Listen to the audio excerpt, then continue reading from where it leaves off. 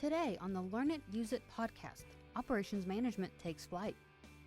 The training piece on this human-machine interface, which is changing so dramatically, because Skydio is an example. I could never avoid obstacles manually like the AI does in that platform, right? But I have to monitor it and talk a little bit about how you get some critical thinking skills learned from that.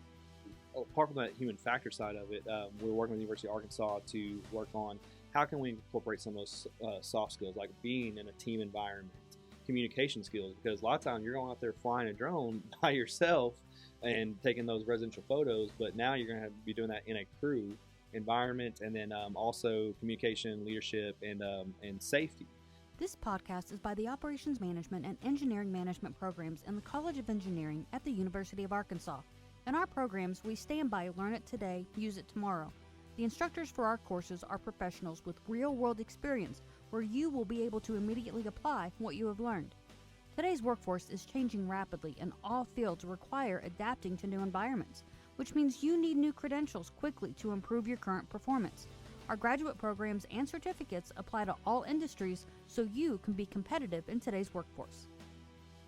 In this episode, Dr. Rich Ham, Associate Director in the Operations Management and Engineering Management graduate programs at the University of Arkansas, speaks with Grant Brewer, Manager of Community and Workforce Development at DroneUp, and Chris Fink, Founder and CEO of Unmanned Vehicle Technologies, or otherwise known as UVT. All right, welcome to, I think this is our sixth edition, our sixth podcast we've been doing for the Master of Science in Operations Management, Master of Science in Engineering Management programs. We have a unique program today and two guests that I think are going to give you some really interesting perspectives. We're going to give you a little bit different view and look in the way that operations management specifically has grown in the advanced air mobility and smart mobility space, and in particular, some of the things, the normal things we talk about, the 10 OM decisions, we talk about layout, location, those sorts of things. Those are all important to both of our guests today, but they also have some unique perspectives in advanced air mobility that are kind of new things, things about how we engage community. So the first that I'll introduce, and I'll go from the left over, is Grant Brewer. And Grant is with DroneUp and just recently promoted to the Manager of Community and Workforce Development. Is that right? That is correct. And so he's going to give us a perspective of things. And so, and DroneUp, I guess you'd say they're a startup, but they're growing, a pretty rapidly growing startup. And then next to me, I have right to my left is Chris Fink. Chris Fink is the owner, CEO, and bottle washer for Unmanned Vehicle Technologies, and so he, is a specialty service provider, vendor, dealer, etc. Not just in advanced air mobility, but also things on the ground. Cool robots and the sort, that look like dogs, and everybody is excited about. But both of them have a perspective that I think is interesting to learn. So let's start. Grant, tell us a little bit about yourself and your background, then kind of what DroneUp is about, and then what you do for DroneUp. So a little bit about my background. I started off in the new promotion I just recently got hot off the press today. I was our collegiate training liaison, so that's a fancy title for working with high schools and colleges for STEM and UAS outreach across the country. Right now, my promotion and change and shift in title and role, what I'm doing now is going to be working with our in community and workforce development, which collegiate liaison was a big part of that, but really looking at workforce development from the top down and how we're working with high schools and really just ultimately with high schools and colleges and leading to jobs. With a new shift in definitely what this conversation is related to is focus on communities, gaining that buy-in from local communities. I mean, working with HOAs in different areas, also looking with our local heroes, working with fire departments, police departments, making sure we're all sharing the airspace. We know here in Northwest Arkansas, we're close with Pinnacle Hills. We're close to the Mercy Hospital that's there, and sharing the airspace with Metaflight and different helicopters coming in for things like that. So making sure we're sharing the airspace with that. But my background has been in education for the last 18 years. I worked at colleges in admissions recruiting, and then worked in secondary education for the past 8 years. Got to help set up drones, and the UAS program of study for CTE in the state of Arkansas. That's where I actually met both of y'all, connected through different reasons. I think the drones we bought for our class we got from UVT in Fayetteville, and then Dr. Ham met you for the drone summit you were hosting at the University of Arkansas. So it's kind of all coming full circle now, working in education and drones, and now we always want to align not just operations management, but want to align career and technical education with industry partners. And now I get to be an industry partner and go into classrooms across the country and help tell what we need and what we're looking for with the workforce. Okay. Chris, so got to do the same thing for us about UVT. And tell us about the company's humble beginnings and where you are now. Sure, yeah. Well, you nailed it with bottle washer, so I'll go ahead and see myself out. No, yeah, founder and CEO of UVT. So started the company in 2014. Back then drones were kind of the smoke and mirror. Nobody really knew what they were. The FAA hadn't even recognized that they were a thing to consider.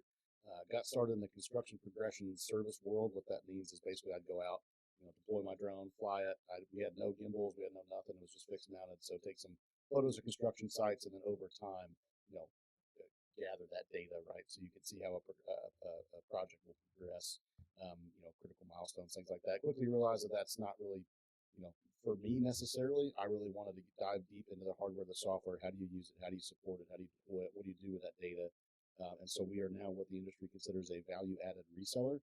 So Grant mentioned bringing it full circle. That's what we do every single day. We bring in experts from the hardware side, the software side, the services side. We then serve as your single point of contact for all of that, whether that's consulting on ground robotics, aerial, water, etc. We bring all that together and deliver it as either as a service or a product or a purchase for our customers, like University of Arkansas, local schools. Public safety is our biggest base. So I've got background as a first responder, as a dispatcher, and volunteer firefighter. So that's kind of where we found our foothold. We also support electric co-ops locally, Ozarks Electric, Arkansas Valley, Carroll Electric, and then local police departments, Springdale, Washington County, things like that. So we bring together all the technology, all the services, all the training, and that way our customers aren't out there having to do that themselves, spending hours and hours of time and too much money on the wrong products.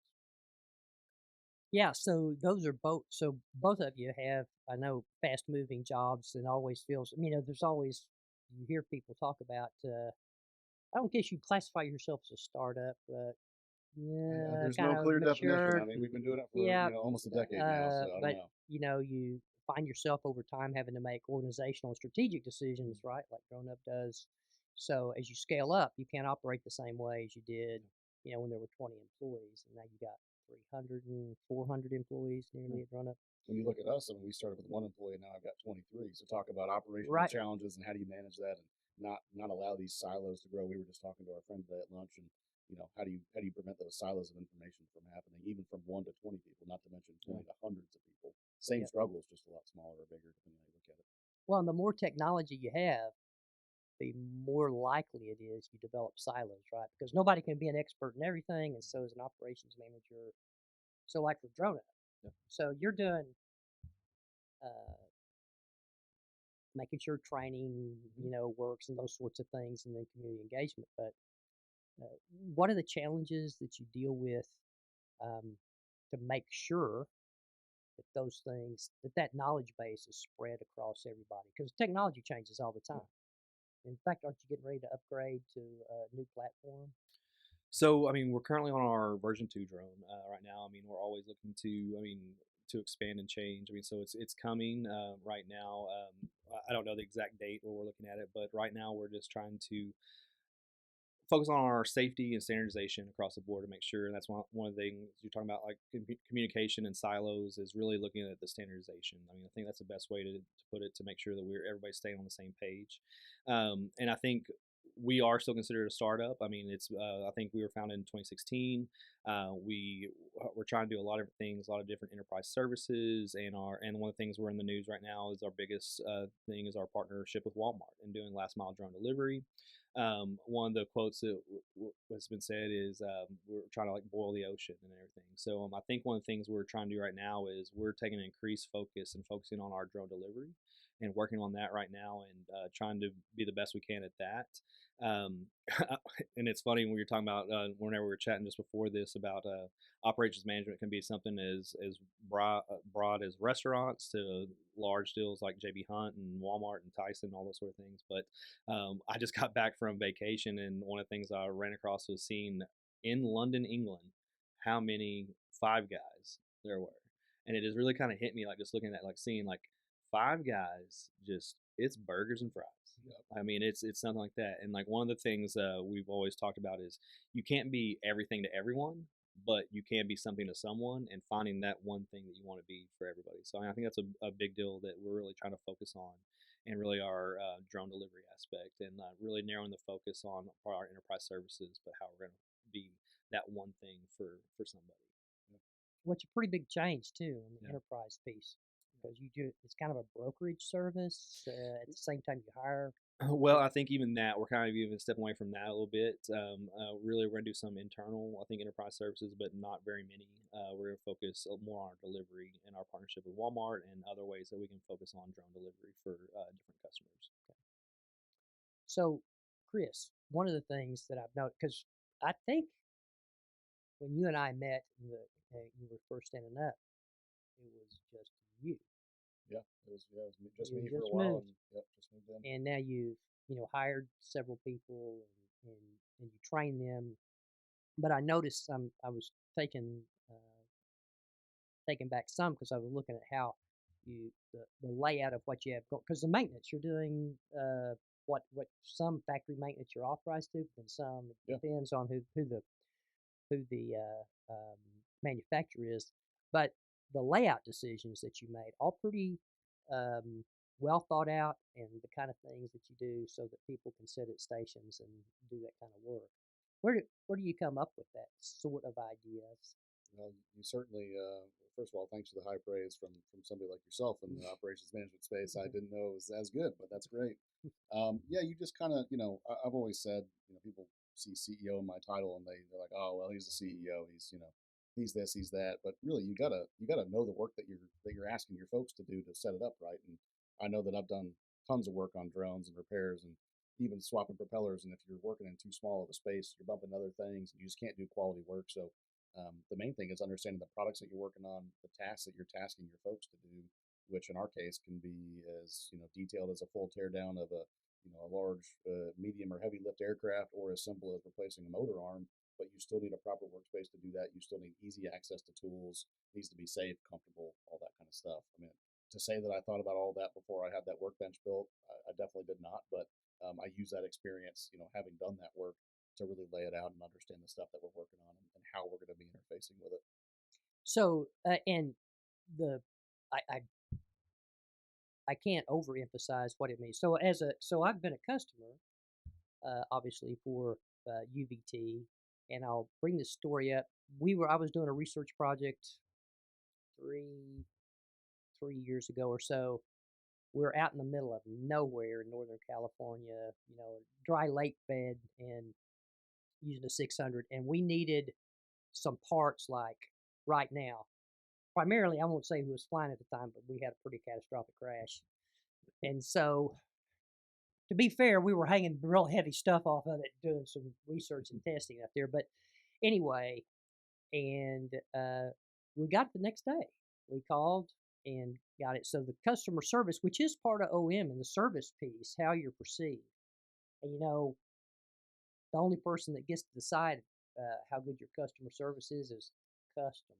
Absolutely. And so it's we have some really good instructors in that course that talk about what you get for customer service. It's the same thing for DroneUp. Right? You've got these, Walmart's a customer, but the person that receives it is a customer, and there's an issue about perception for that. Talk to us some about if I'm not careful, I'll get into a lecture because I've taught aviation history several times, but a little bit about the importance of customer service. And then after that, I'd like you to talk on it, Chris, but what it means to get community um, acceptance and buy-in when you're doing something this unique starting out. Well, to me, and I think one of the things is obviously Walmart's a customer of DroneUp, but also they're a partner with us as well too. And I think for DroneUp that I think it gives us an opportunity to kind of raise our standards as well too. I mean, Walmart is one of the is the largest retailer in the world, and I think for us it gives us an opportunity that we want to be partnered with them and kind of have that same benchmark. So we know that whenever we're doing delivery, that it is not just a delivery for DroneUp, it is delivery with Walmart, and we have that partnership there. So I think it gives us a lot of opportunity to. Especially whenever we go in and we had the conversation. I was at one of the hubs the other day. We had the conversation of how we conduct ourselves, even when we go in to go get items off the shelves. We want to conduct ourselves just as the same standards as all the Walmart employees and everything along those same lines as well too. That we're not going to be in there being crazy and we're gonna operate under safety and do what's best in the order of safety and getting the package delivered. But also, like, we're not gonna let timing be an issue. That we're gonna go in there and we're not gonna run up and down the aisles and push other customers out of the way because we're all wearing our DroneUp stuff and we're in a Walmart and it's very easy to see whenever we're in there. So how we conduct ourselves with Walmart as a partner and a customer as well too. So I think it just gives us another opportunity to raise our own standards and benchmark along the lines too. What do you think the community acceptance has been where you've been so far? I think for the most part, it's been pretty widely accepted. I mean, obviously, you're not gonna make everyone happy all the time. I mean, I think if if someone figured that out, I think all of us sitting here, if we could find a way to make everybody happy all the time, we'd probably be in different lines of business. And my student if I figured that out. Yeah, I mean, we'd probably have a couple of winning lottery tickets already and everything. But I think, especially we've done a great job of reaching out to community and like we listen. I think that's one of the things is if we get some negative feedback that we listen to them and try to educate. I think that's the other part is going into areas and educating on what national airspace is all about. I mean, yeah, you own a house and it's your house and your property, but once you get off the ground, that it's national airspace and like having people understand that, and if there's really that big of an issue, like we'll work to solve the problem and make sure everybody's happy about it at the end of the day.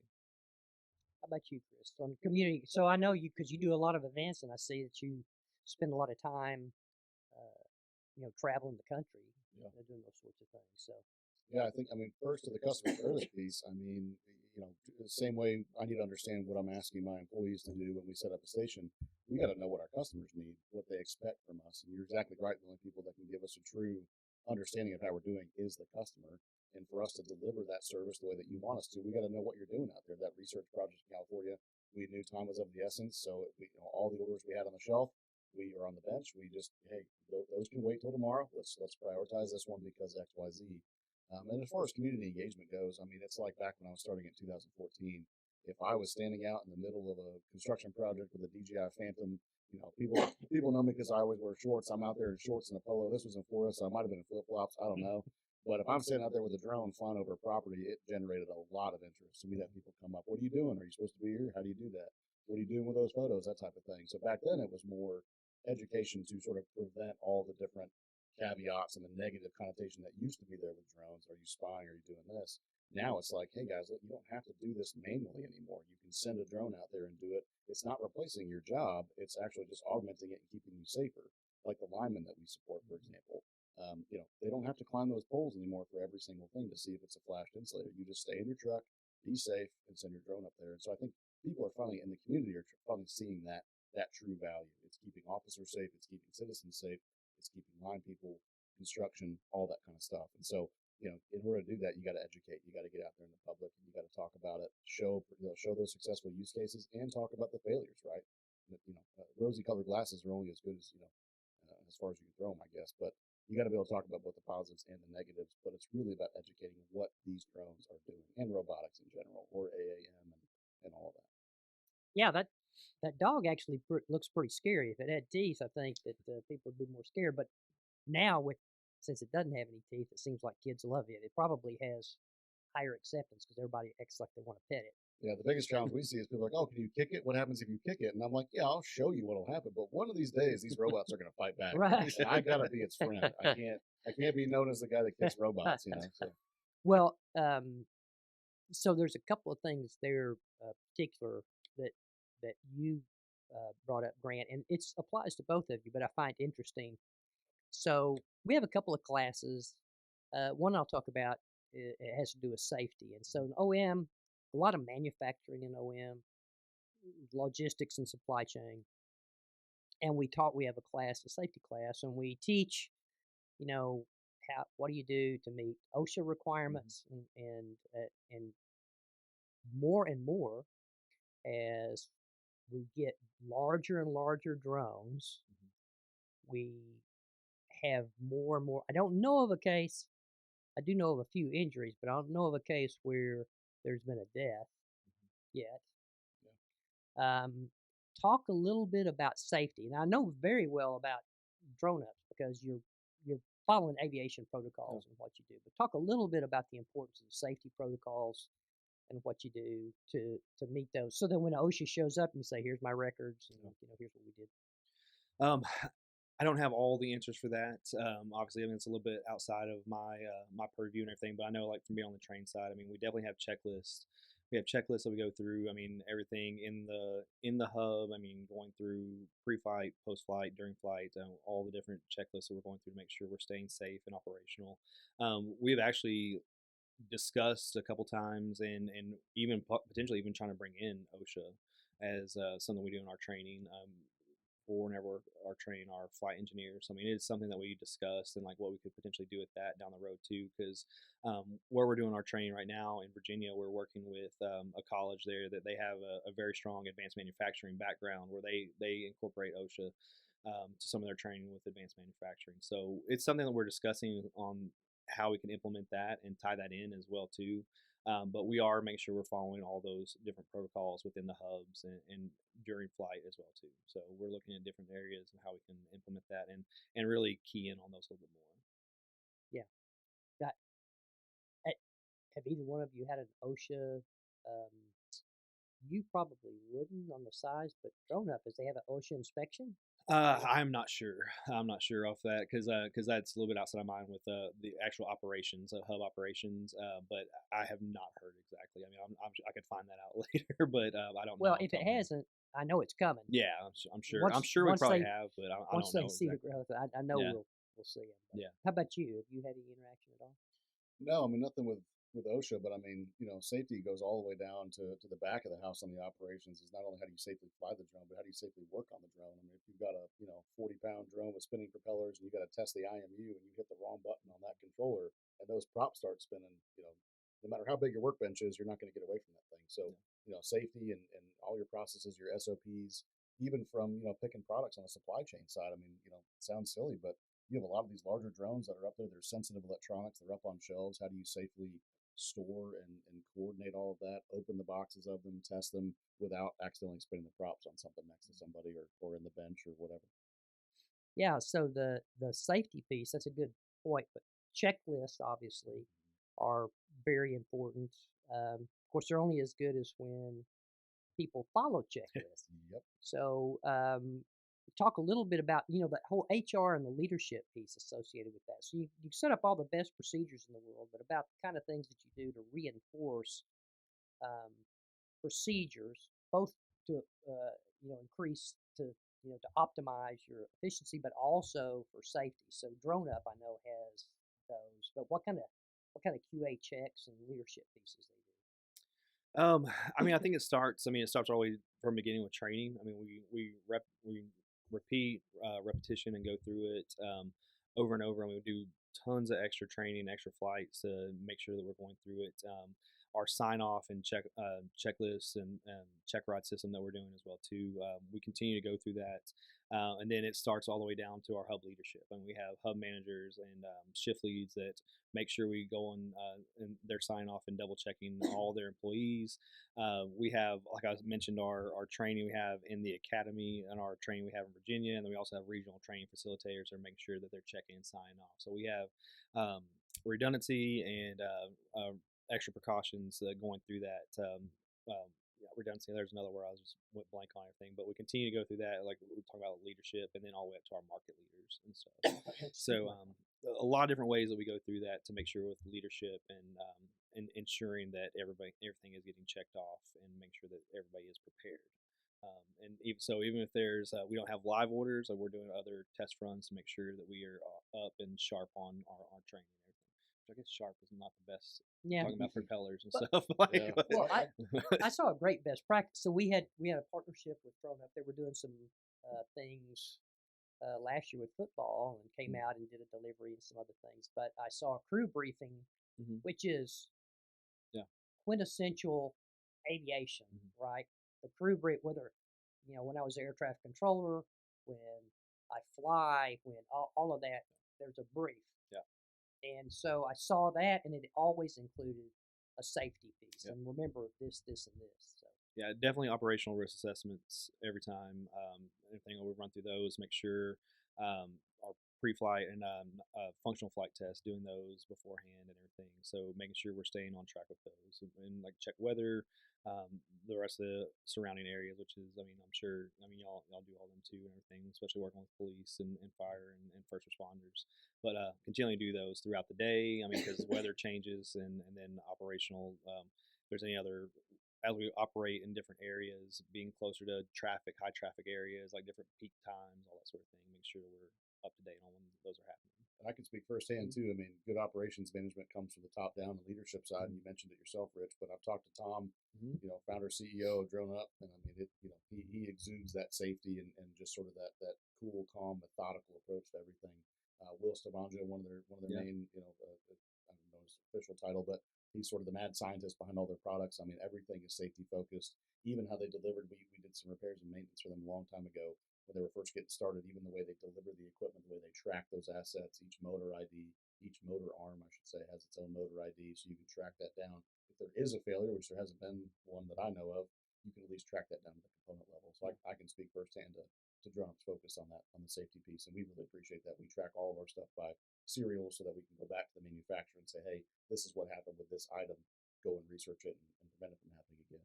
Yeah, there's been a couple of manufacturers that had unexplained power loss mid-flight, and and so being able to send that, and we know who we're talking about, but to be able to send that back to the manufacturer and say, hey, here's the two, and the exact thing. So we'll talk some though, Chris, about the training at UVT, because you do something similar. Obviously, that hit the wrong button, have prop spin, that's bad. Yeah. So what do you do for that to train and lead your folks? Yeah, so I think it's all about getting, we call it stick time or just time at the bench. How do you understand it? You can go out and get your 107 and study all the regulations you want, but that doesn't mean you know how to actually fly the drone. It doesn't mean you know how to actually manipulate the drone. It doesn't mean you know what an IMU is and a gyroscope and an accelerometer and how important those critical components are. So a lot of it is just finding other more, or at least recruiting more experienced technicians to come on, and then they lead those newer technicians. And it's always about interfacing directly with manufacturers, factory certified training. All of our technicians are factory certified, so they hear from the experts on exactly what this component is. What is a PDM to one manufacturer might be a PDU to another. So product, power distribution manager, power distribution unit, that type of thing. Just ensuring that you're using those same SOPs across the board, whether you're working on a DJI Mavic or a Watts Innovations Prism Sky. An IMU is an IMU, and a propeller, you just got to know how they all interface together. And really kind of setting those SOPs. And we also do a service called pre-flight. So going back to that customer service component, every time we ship equipment to a law enforcement agency, we have opened that, we have powered it on, we have updated it, we have made sure everything is good. We do it the same every single time. Even as far as the customer service side, all of our cases show up with little custom UVT tags on them. Yep. I'd cut that little UVT tag off before I could get into my RTK this week. Yeah. Yeah, we had to know. We had to make sure that it was all working and everything was up to snuff. And so, operations management goes all the way to customer service. Now that you know as a customer, if you see that UVT tag on it, you probably, hey, oh, cool, they opened that up. It's good to go. It's ready to rock and roll. Well, I know the firmware's been updated, which anybody in this business knows that every time you go out to the field, if you don't have, I can guarantee you, if you don't have any connectivity, any internet connectivity, everything has to be updated. Absolutely. You're driving back, and so that's a big deal. Absolutely, yeah. And it goes, that's operations, right? I mean, the sales guys have done their job when they sell the equipment, but that's the first step of the process. The rest of it's got to be back of the house, equipping that customer with success and going to the training piece too. I mean, that goes all the way to the end user, right? So we'll show up, especially if they're buying a more complex system like a DJI Matrice 300 or a Watts Prism or an Inspired Flight F1200, whatever it is. We'll go out there and actually sit there at the table with them like we're doing right now and say, okay, open that case. Okay, that's your this, that's your that. Here's your handheld ground controller. There's so much training that happens even before you start those motors to understand what exactly it is that you're doing. Are you going down and in on that remote and that's sending a signal to start the motors, or is it going to take off right when you do that? Just understanding what those behaviors are going to be before they happen is critical, and that's one of the things that we do for our customers. It's so interesting. Coming back to what you talked about, Grant. So in the manned aviation world, there's a cliche that all the regulations, excuse me, are written in blood. It's because somebody died, and so we had a new rule. We haven't really had that happen, but everybody will get all worked up when I say it, but it's inevitable we're going to have it happen. Just, I mean, if you start talking about millions of flight hours, which, by the way, I'm telling anybody from the FAA listening would know, by far the safest platform. Unmanned UAS systems are by far the safest of all platforms that have ever flown, by far. Now, some of that has to do with size, but a lot of it has to. They just don't have that many crashes, except Stoots. They're pretty good at it. But part of that, though, I think, and we have a course in human factors, and it focuses on this human interface, and I can't think of many other than what's happening in AI now. I can't think of very many industries where the technology is constantly changing, and literally from one firmware upgrade to the next, the way that you would program the flight and what you would do, because all of us have been there when we watched the student program it and then promptly fly it into the tree, and it did what they told it to do. Did exactly what they told it to do, but they either didn't set the home point, they didn't do the workflow that you do for checklists. But talk some about and checklists help, but about this the training piece on this human machine interface, which is changing so dramatically. Because Skydio is an example. I could never avoid obstacles manually like the AI does in that platform, right? But I have to monitor it and make things like, well, that stick, those leaves aren't big enough. I have to make a different decision. And so talk a little bit about how you get some critical thinking skills going for that. Well, I'll say one of the things with that is, and going to another question we were kind of talking about beforehand and everything, is one of the things we started looking at is really, and I've even been there too, and kind of like the sort of talent we're recruiting is talking about the human factor side of it. I might be going off on a little bit of a tangent here, but we're recruiting people to come work and be drone operators for us. And to me, that's also going back to the teaching days, is we were creating jobs that didn't exist. And it's now these jobs are here. And one of the things that we've also partnered with the University of Arkansas on is we've developed a course, and it's called Drone Crew Fundamentals. That's been one of the biggest things as far as like human factors. Talking about that is you have a lot of single operators that are going out there and trying to do this, create their own businesses, and go do residential photography or go do construction progression, like they're doing on their own. So apart from that human factor side of it, we're working with the University of Arkansas to work on how can we incorporate some of those soft skills, like being in a team environment, communication skills, because a lot of times you're going out there flying a drone by yourself and taking those residential photos, but now you're going to be doing that in a crew environment, and then also communication, leadership, and safety. So like looking at how we can incorporate those with aeronautical principles, so aeronautical decision making, crew resource management for the FAA, and then also the operational risk assessment. So I think that's how we're trying to work, especially a great opportunity we have with the University of Arkansas. and that course is coming out, I think probably this month, that we're going Mm-hmm. to finalize that. So it kind of bridges that gap between technology, which we are relying on it. I think that's one other question to have is like about what is the issues with technology. I mean, I don't think it's an issue. I think it's an opportunity because we are relying on the technology and putting so much faith into it because it is advancing so rapidly. And I think one of the things we've talked about is I think we're all planners, especially being a CEO and everything, and looking for the future. But the the technology is changing so and advancing so quickly. We want to look 2-3 steps down the road, but we almost can't because we won't. I think this conversation we had at AVSI in Denver is we can only really stay one step ahead, and that's the best we can because the technology might take us in a whole new direction. We might need to turn on a dime to keep up with it, and really it helps us to be safer and advance the industry as well because we are putting so much faith into the technology that's out there right now, and it continues to make us better, and we can rely on it and we can trust it.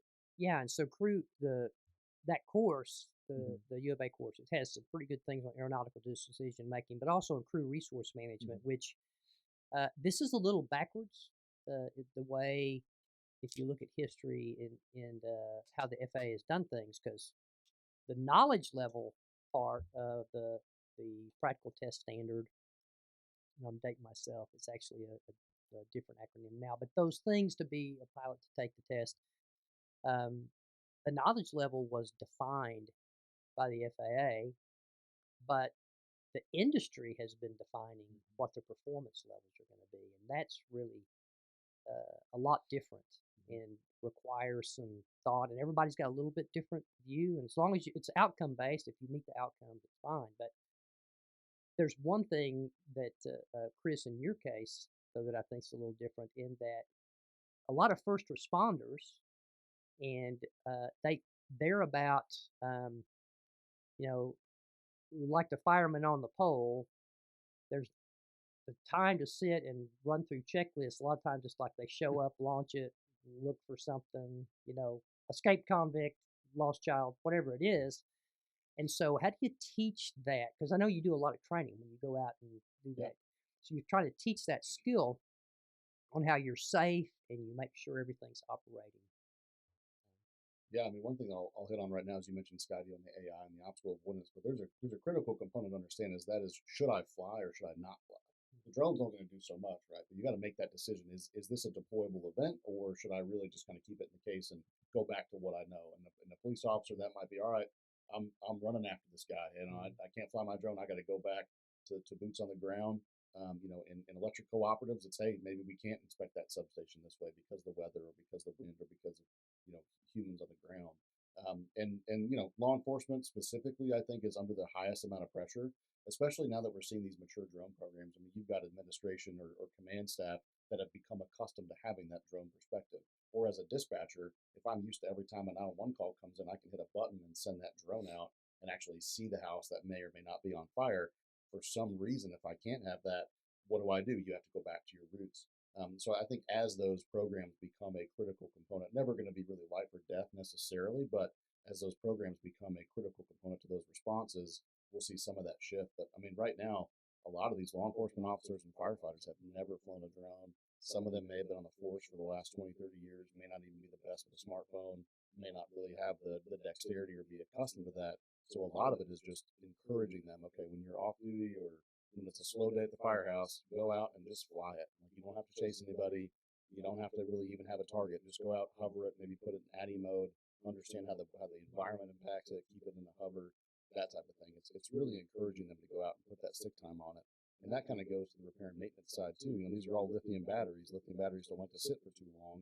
One of the biggest challenges we see, there's really two different kind of mentalities. Is you've got a law enforcement officer who keeps his drone in his car, and it's like today, it's almost 90 degrees outside. That car is probably 110 degrees inside.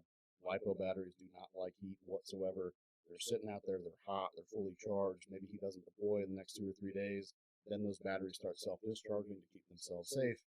Then, crap hits the fan and he's got to go out and deploy. He starts the motors, the battery's like, oh, I've only got 15%, I won't take off. So a lot of it is not only the crew resource management, but it's just what's called an HRM, the hardware resource management. It's how do you manage that hardware? And the way that you do that is you get out and fly often.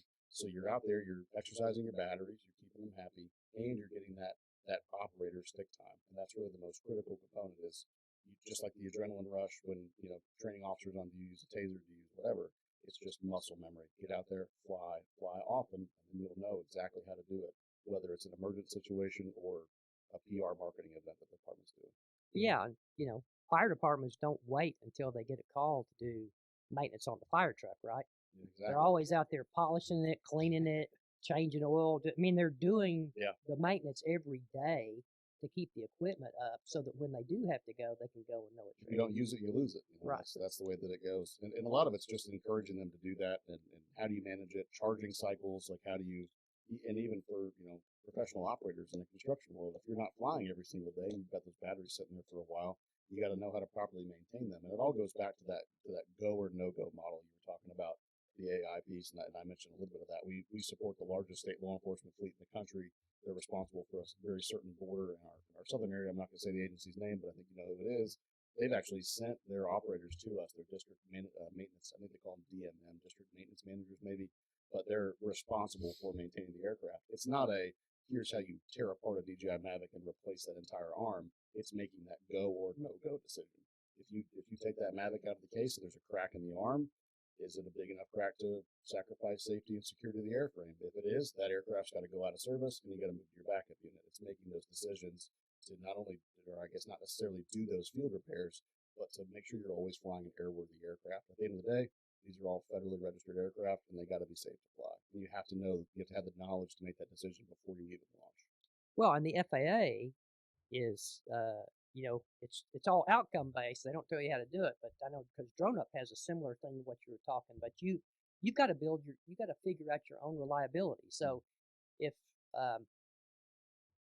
kind of the way the FAA works is nobody's going to come. The inspector's not going to come to you and say, "Hey, I want to see how many charges and discharges you had from that battery, and then I want to see, the probability curve of all your batteries, and so how you know when to replace them." But if one loses power, falls on a house or something else, then they want to see those. Mm-hmm.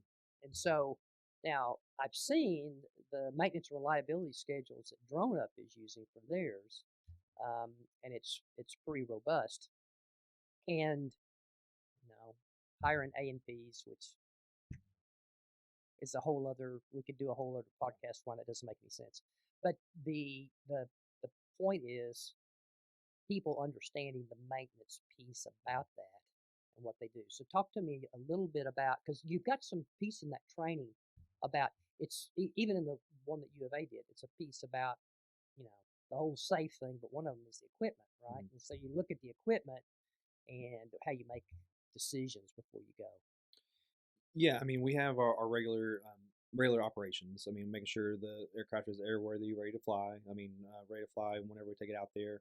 But we also have hired maintenance technicians that we have that their specific role is to work on maintenance with the drones. We have them at our headquarters. We have them across the country in all of our different markets.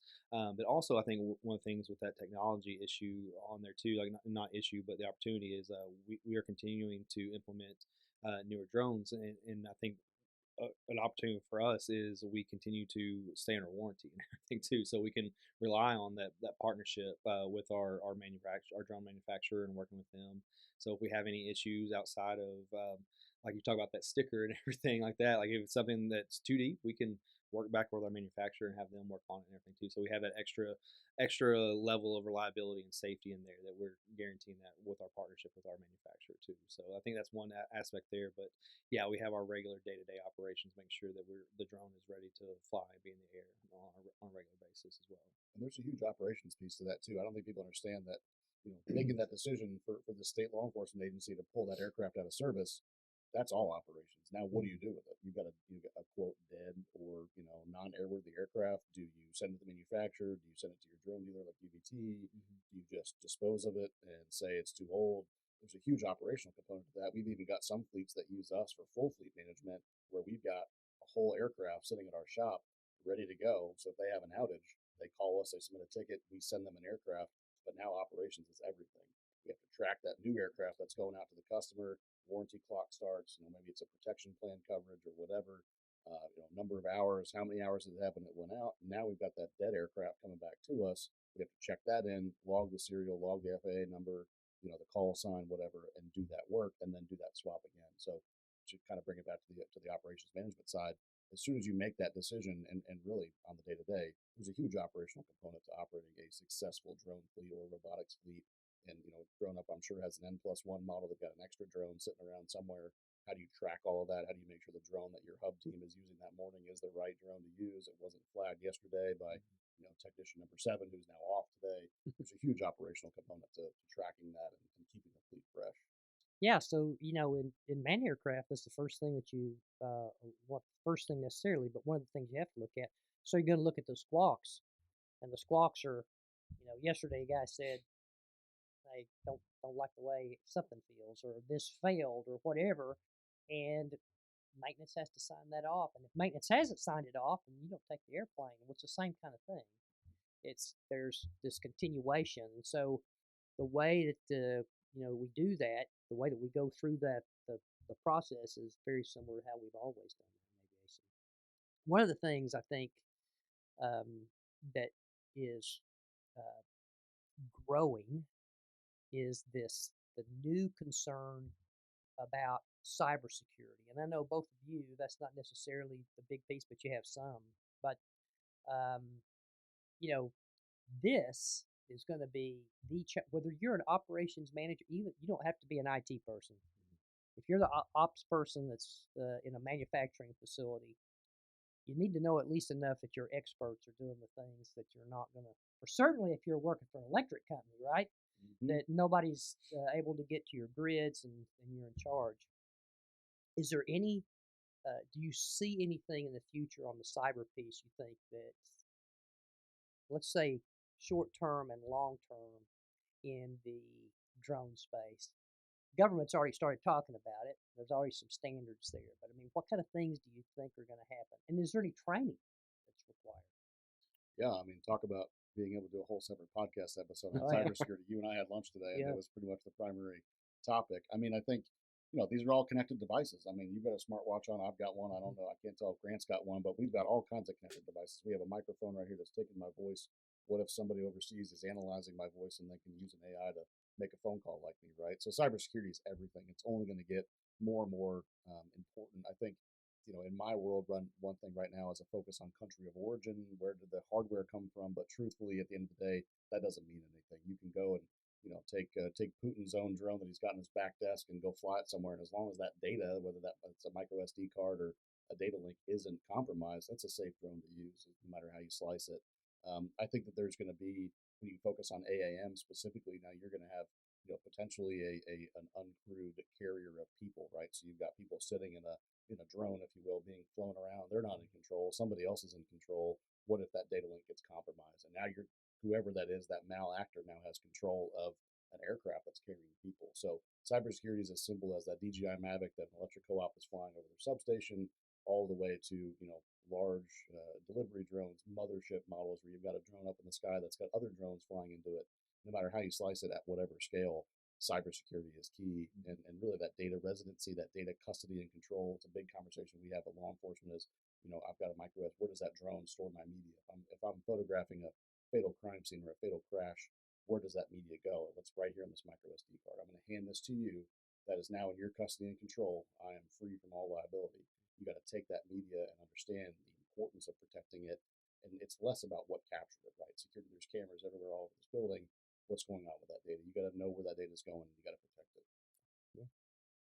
I don't know if I have much more I could add to that. I mean, it is one of the deals. I mean, the cybersecurity aspect of it, the privacy issues, I think it's always going to be a growing concern. And I think one of the things we're talking about with like in the community is, I think it goes back to education and making sure that we can educate the local community that we're not taking pictures of you. We're not like storing that anywhere. Like if we're on a drone delivery and we're using the camera, like we're not recording to take pictures of your backyard and people out in the swimming pool and all that sort of thing. So, I mean, I think that's going to be a continued issue, but just I think it goes back to the education piece and like working with the community and make sure that they understand how everything operates, everything, and giving them the best answers we can. Which I mean, it's going to continue to change and evolve. I mean, as things get more technologically advanced and everybody, like you're saying, with smartwatches and stuff. I mean, everybody's becoming their own IT expert, like especially working with Apple products and everything like that. And you're interconnecting them, and it's all out there right now. So yeah, I think even before I was in drones, I was in cybersecurity. I was an IT manager and director for a FDIC regulated bank. So we had, back then it was I can't remember what it was before, an SOC 2 type 2. I don't know what it was, but lots of audits on that. Running phishing tests, right? I mean, at the university, I'm sure you guys every now and then will get some sort of cybersecurity exam. Yeah, it's as simple as like we're going through a mortgage process right now. I'm not going to say what bank, but they're great. But they were like, "Oh yeah, just send me some pictures of your ID." I'm like, "No, I'm not going to email those to you. Do you have like a portal I could upload that to? I'm not going to send you my actual ID or my social security number." Now I don't know if that's because I'm former bank security and I'm like, I know that you have a tool that would prevent that going through email, or if it's just a natural distrust of that data. But yeah, it's super important. And I think as far as the education goes, from an operations management side, my employees, I can put them through those phishing tests. I can sign up for some of those programs where they'll send a fake phishing email and see if somebody clicks on it. If they do, maybe we send them some little training components and how to identify that. I get questions all the time.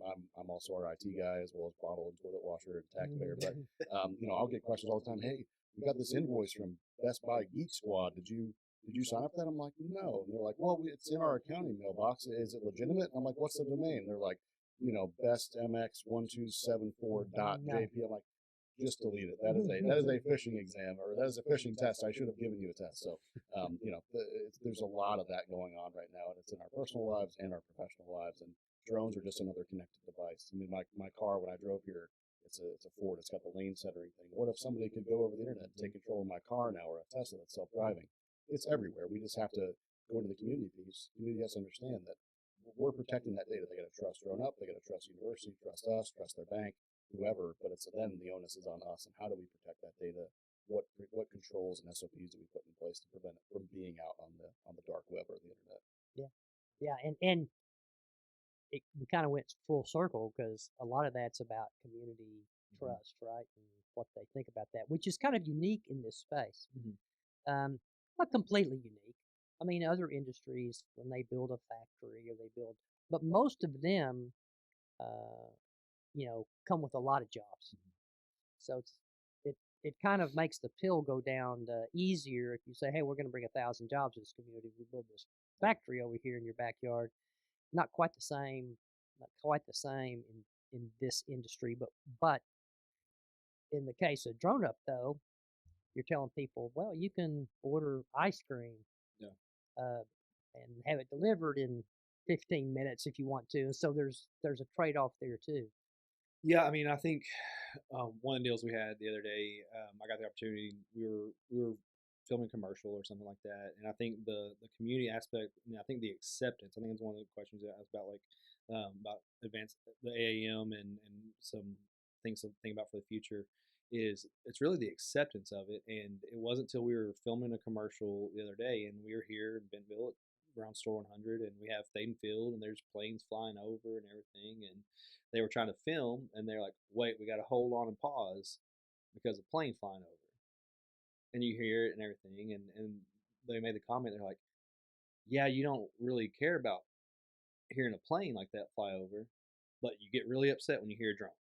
People get real upset when you hear a drone. I think it's just one of the deals that we're so early on.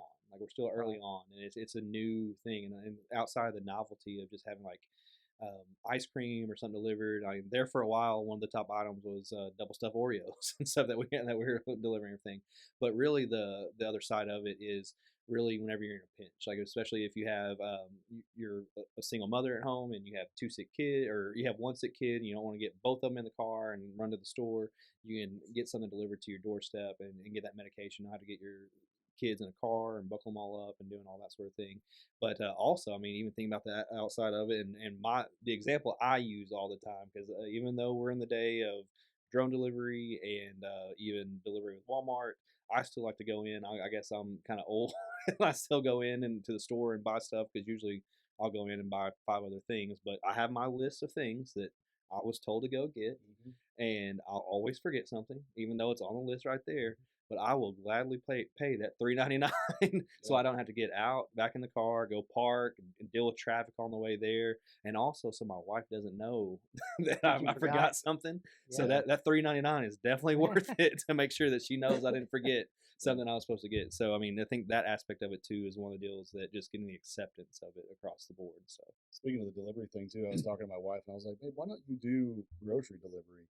And she's like, well, I just want to make sure I get the freshest stuff. And so I'll go with her, and she's like digging through the row of cream, because the older ones are on the front, so she'll find that real fresh one. But for a delivery guy, they're just going to go up and grab it and throw it in the basket and then send it with a drone. So there is that piece to it. And I was going to say something about the training aspect, but I think I just lost it. But I got it. So going back to the training on sort of how do you manage your fleet and all that kind of stuff, we had an agency. I think they were up in the Pacific Northwest, so kind of California, kind of a little bit more of a West Coast privacy field. And they actually had to prove to a citizen that they weren't looking at the pool in the backyard of this residence when in fact they were chasing somebody that had ran from them. And so because of their SOPs, because they could prove, hey, part of our SOP is, when we're flying to a scene, our camera's at, it's either at, maybe zenith or it's straight in front or whatever. That's our SOP piece. You got to train on that. But they also used a piece of software that was able to show and replay that flight to show where that payload was actually pointed. And they actually had to go to court because the citizen pushed hard and they were able to replay that flight and show the judge or jury or whatever it was. Our payload was pointed at, 40 degrees per SOP while we were on scene. We were returning home. That aircraft or that camera pointed up or zenith or whatever. So going back to SOPs and the importance of training to that, it can go as something as simple as privacy concerns or being able to show. It's like the FAA. As long as you can prove that you weren't being reckless and that you weren't doing anything knowingly malicious, you're probably going to be okay. You just got to be smart about it. Well, and that that privacy piece on community acceptance is a big deal. But the other, let's shift gears for here in the last closing minutes about the regulatory piece. So everybody that spends any time in this business knows that there's two things that are going to be key to the viability of delivery or others. And the first one is BVLOS, beyond visual line of sight, and the second one is flights over people. So tell us a little bit about your take about, what's the challenge and left for us to do that. And we'll start with you. Okay.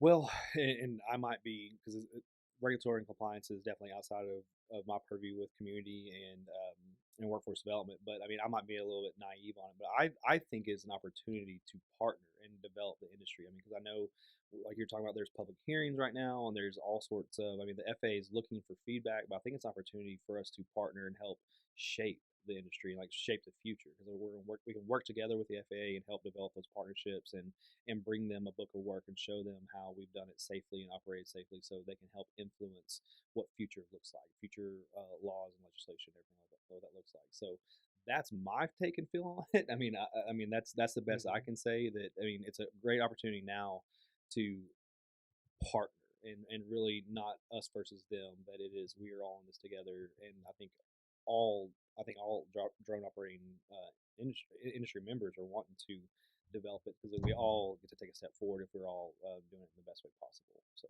sure.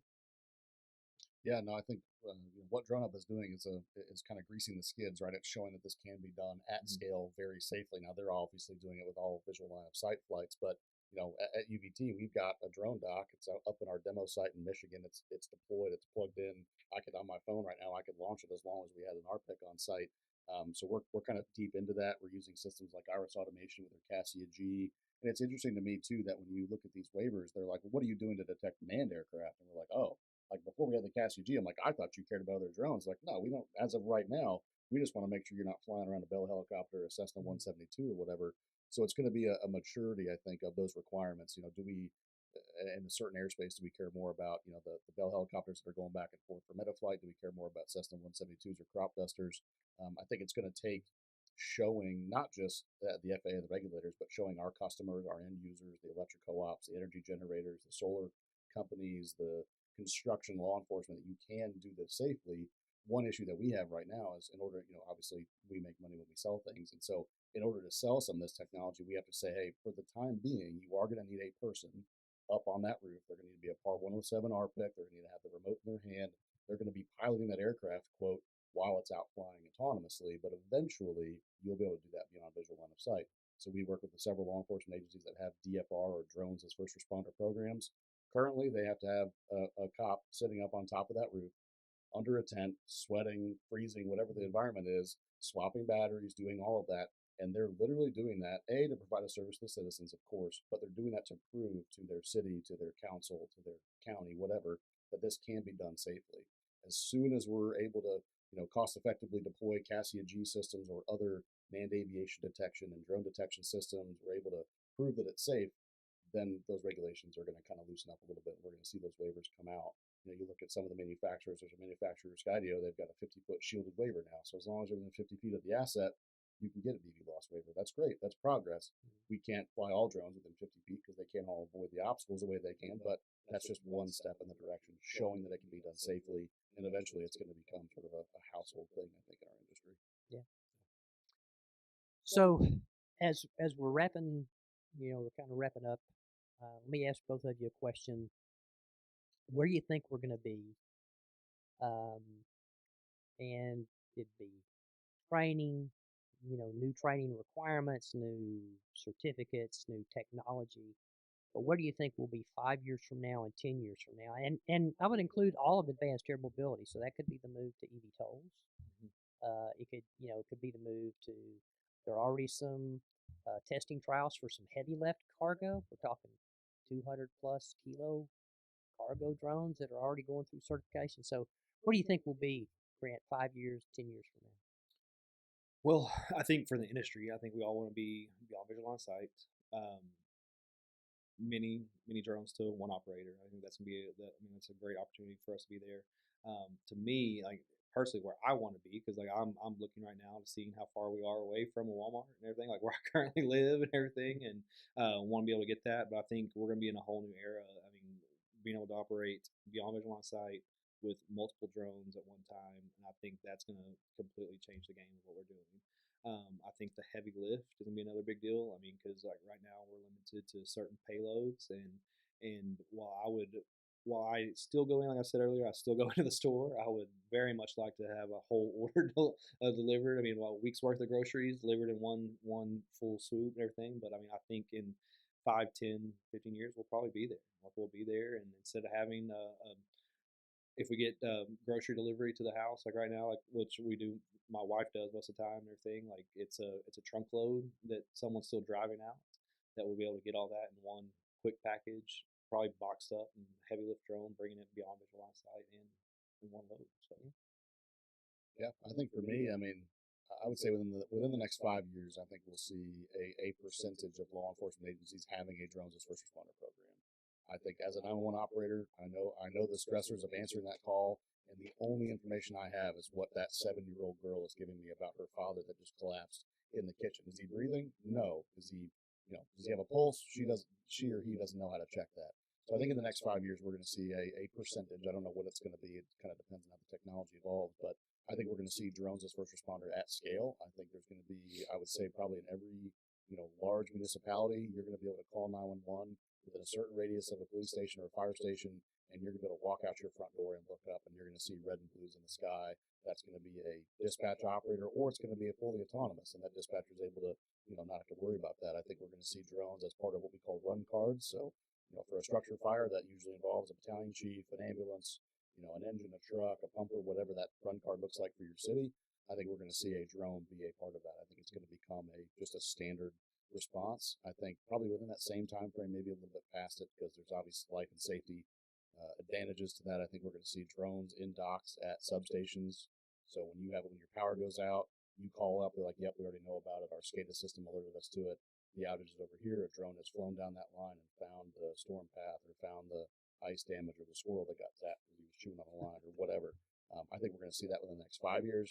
My hope is in the next 10 to 15 years, we've got fully self-driving cars. We've got vehicles that are talking to each other. We've got, obviously that's ground, not AM necessarily, but I think we're going to see fully self-driving vehicles. I think we're going to see an amalgamation of, aerial robotics, ground robotics, all of that coming together to provide a service. Maybe DroneUp's going to have ground vehicles, self-driving cars, and aerial vehicles, right? There's not always going to be the ability to drop a drone or fly a drone and drop a payload, but I think in the next 10 to 15 years, we're going to see probably a fully connected infrastructure. It's going to be limited because, again, community adoption, even my car self-centering is a little terrifying, so I got to get used to that. But in the next 15 years, we're going to see an immense connection between the human factor and the robotic factor. Yeah, that one of the things that I think is going to be interesting to see is how the modes. So right now, coming out of transportation, security, and homeland, some other things. When we went into multimodal yards, so you had multimodal containers that got off trucks and would go onto a train, and then they'd break them down and put them into unit loads, so that ULDs would get on airplanes. And so I think we're going to add modes, and that's interesting. Yep.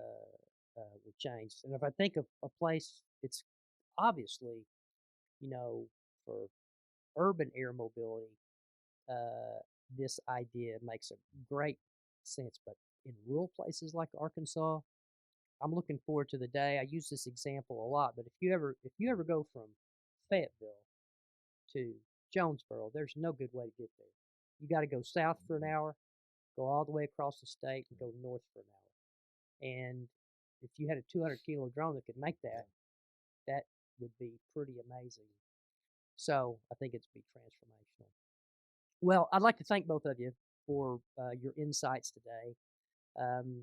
And when we do this, if you want, we'll put your contact information if somebody wants to ask you information here as well. But it's been enlightening for me to hear other people that have some ideas that I hadn't heard before. So I appreciate you taking the time to do it. That'll be the conclusion of this podcast, and we'll look forward. I'm going to give it back to Karin, and she'll take us out. So, Karin, thanks. Well, thank you, Rich, Grant, and Chris, for that insightful discussion on advanced air mobility. We would like to thank all of our listeners. And before you go, if you enjoyed today's conversation, would you mind leaving us a review on whatever podcast platform you're listening on? Our goal is education and helping people improve their professional skills and knowledge to advance their careers, and positive reviews help others learn about our programs. Thanks, and we'll catch you on the next episode.